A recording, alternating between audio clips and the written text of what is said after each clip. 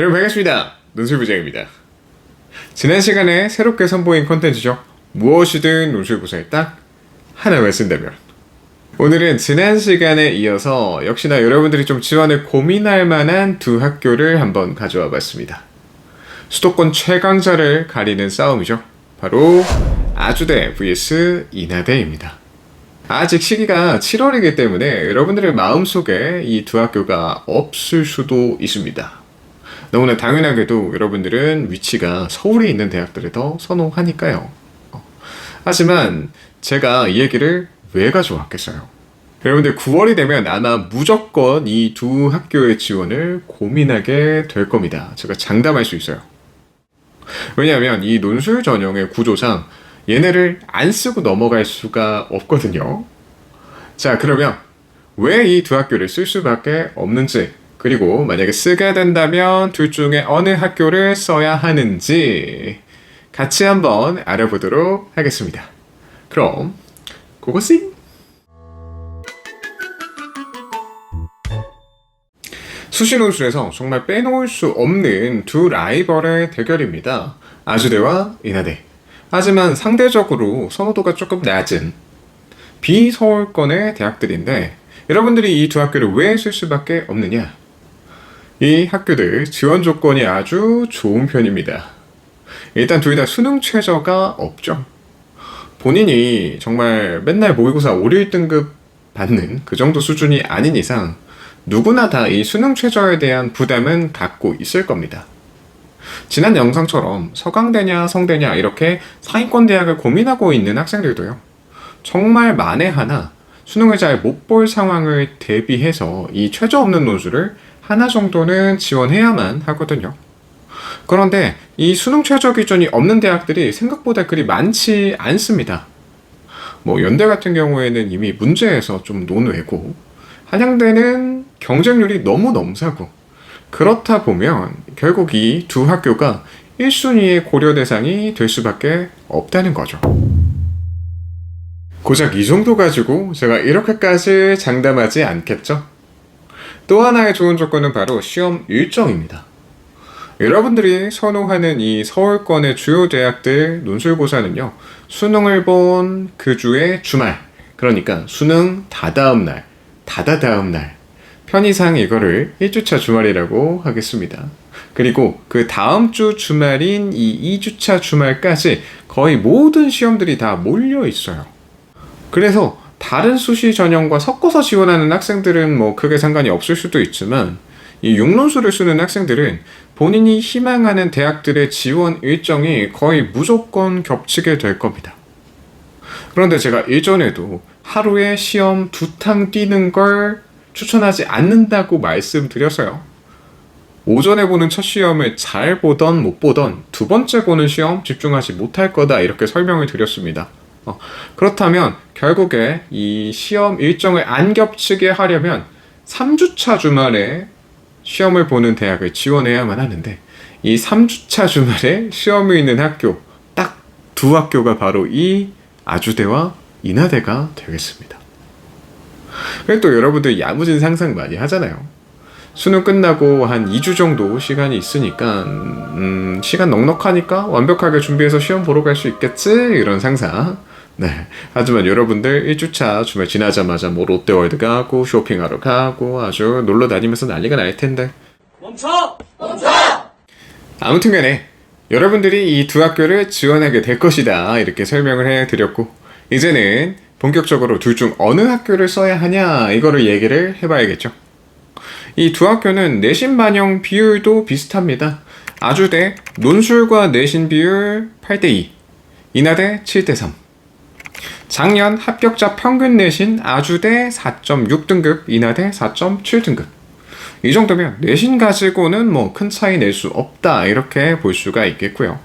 둘 다 전반적인 학교의 평판 비슷하게 좋은 수준이라고 생각합니다. 그래서 보통 논술 문제로 취향이 갈린다, 이렇게 볼 수 있었어요. 아주대 같은 경우에 비교적 간결한 짧은 글 유형이고요. 인하대는 굉장히 어려운 긴 글 유형이기 때문에 논술에 자신이 있으면 인하대, 없으면 아주대, 이렇게 명확하게 갈리는 요소가 있었고 아주대가 약간 우세기는 했지만 경쟁률도 나름 균형적으로 유지가 되고 있었거든요. 그런데 재작년부터 이 선호도가 갑자기 확 기울어지기 시작합니다. 작년 경쟁률로 한번 설명을 드리자면 작년에 아주대 인문논술 경쟁률은 약 70대 1, 반면에 인하대는 28대 1을 기록합니다. 꽤나 차이가 많이 벌어진 수치예요. 이미 2배가 넘어가고 있죠. 요새 인하대 논술 문제가 좀 어렵다고 소문이 나서 그런 건지 선호도가 많이 저조하긴 합니다. 인하대가 지난 수시 결과를 꽤나 좀 디테일하게 고지를 했는데 미응시자를 제외한 실 경쟁률이 약 21대 1이었다고 합니다. 보통 최저 없는 논술은 실 경쟁률이랄 게 잘 없거든요. 최저가 없는 만큼 무조건 붙어야 하는 그런 보험적 성격이 강한 학교이기 때문에 다들 간절하단 말이에요. 그런데 실 경쟁률 20 초반은 제가 봤을 때 굉장히 메리트가 높은 수치라고 생각됩니다. 인하대 논술의 난이도를 고려할 때 이 정도면 뭐 잘 쓴 글이 아니라 분량에 맞게 답을 맞추기만 해도 예비 번호는 받을 정도의 경쟁률 수준이다. 이렇게 생각이 됩니다. 실제로 인하대 합격생들은 본인 잘 못 썼는데 왜 붙었는지 잘 모르겠다 이렇게 말을 하는 친구들이 정말 많거든요. 문제 얘기로 넘어가겠습니다. 먼저 아주대의 경우 간결한 짧은 글 유형이라고 얘기를 했죠. 모집 요강에는 2문제라고 고지가 되어 있는데 사실상 각각 또 2문제의 소문항으로 이루어져 있기 때문에 짧은 글 총 4문제라고 봐야 합니다. 아주대의 경우 답안 분량이 각 500자 내외 정도였기 때문에 어차피 길게 쓸 수도 없어서 문제에서 요구하는 바가 꽤 명확했고 또 제시문 내용도 그렇게 꼬아서 주는 편이 아니었어요. 그렇기 때문에 초보자들이 굉장히 쉽게 건드릴 수 있는 그런 유형이었고 여러분들이 문제 풀면서 이런 문제만 풀고 싶다 이렇게 생각이 드는 꽤나 쉬운 난이도였습니다. 그런데 이 정도로 문제가 쉽다 보면 누구나 다 잘 쓸 거 아닙니까? 그죠? 그래서 사실상 합격 난이도가 꽤나 높은 학교가 이 아주대이기도 합니다. 분명 내가 생각했을 땐 꽤 잘 쓰고 나왔는데 왜 예비도 못 받았지? 흔히 주변에 지원하는 애는 많은데 붙은 애를 본 적이 없다. 이런 느낌이라고 생각하면 됩니다. 그래서 아주대가 작년부터 난이도 조절에 들어가기 시작했습니다. 재작년 기출문제와 작년 기출문제를 비교해 보겠습니다. 이 1-2번의 분량을 주목해 보면요. 재작년에는 1-1번처럼 똑같이 500자였는데 작년에는 최대 1000자까지입니다. 근데 제시문 분량은 변동이 없어요. 작년 수험생들의 뒤통수를 얼얼하게 만든 원인이기도 합니다. 시험 시간 그대로고요. 제시문 양도 똑같죠. 그런데 답안 분량을 2배로 늘려버렸습니다. 그러니까 긴글 연습이 되어 있지 않은 학생들은 이 분량 채우기가 힘들어가지고 시간이 많이 부족했을 겁니다. 심지어 아주대는 이 문학 중심인 1번보다는 비문학 스타일의 2번이 조금 더 어려운 편이거든요. 그런데 1번에서 시간을 다 잡아먹으니까 2번은 아예 날려버리는 그런 상황이 만들어졌습니다. 올해 문제는 어떨 것 같느냐? 당연히 작년과 비슷할 겁니다. 아무래도 수능 최저도 없는데 경쟁률이 계속 오르니까 아주대 입장에서는 논술에서 변별력을 더 올릴 수밖에 없겠죠? 인하대 문제는 작년에도 그랬지만 정말 어렵습니다. 기본적으로 분류와 비판 유형이 합쳐져 있는데 이게 또 일반적인 비판과는 다르게 이 자신의 주장에 대한 반박을 예상하고 거기에 또 재반박까지 해야 되는 거거든요. 이게 골치가 좀 아픕니다. 2가지 주장을 분류하고 양측의 장단점을 모두 알아야지만 풀 수 있는 문제입니다. 지네가 선택을 하게 시켜놓고 막상 내가 선택한 한쪽의 의견만 가지고는 완벽한 답안을 써낼 수가 없는 거죠. 이렇게 힘들게 1번을 다 채우고 나면 2번에서는 더한 놈이 나옵니다. 자료 활용 문제인데 인하대 자료 활용 정말 빡센 편이거든요. 요새는 자료 활용조차도 골라서 선택하게 시킵니다. 보통의 논술 문제들은 주어진 그래프 자료를 바탕으로 줄글을 이해하거든요. 자료가 제시문의 이해를 돕는 거죠. 그런데 여기는 반대입니다. 주어진 제시문들을 모두 이해해야만 비로소 자료가 보이게 됩니다. 그래서 본인이 수학적인 머리가 좀 있거나 사탐을 풀 때 이 자료 활용 문제를 좀 잘 푸는 학생들이 인하대 스타일에 적합하다, 유리하다 이렇게 말씀드릴 수 있습니다. 결국 문제는 아주대가 조금 더 쉬운 편이지만 그런 아주대도 난이도는 올라가고 있다 이렇게 정리가 가능하겠고요. 마지막으로는 선발 TO를 한번 살펴보겠습니다.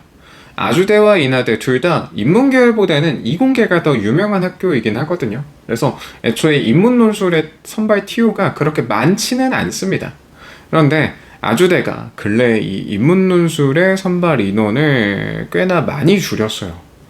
이제는 쓸 수 있는 학과도 그렇게 많지 않습니다. 해봐야 뭐 대여섯 개 학과 정도밖에 없고 심지어 경영학과를 제외하고는 다 4, 5명 정도만 뽑기 때문에 높은 경쟁률의 낮은 TO 점점 여러분들에게 추천하기가 좀 너무 힘든 조건이 되어가고 있는 것 같습니다. 반대로 인하대는 TO가 상대적으로 좀 많아 보이죠. 물론 각 학과의 인원은 한 자릿수로 똑같이 적어요.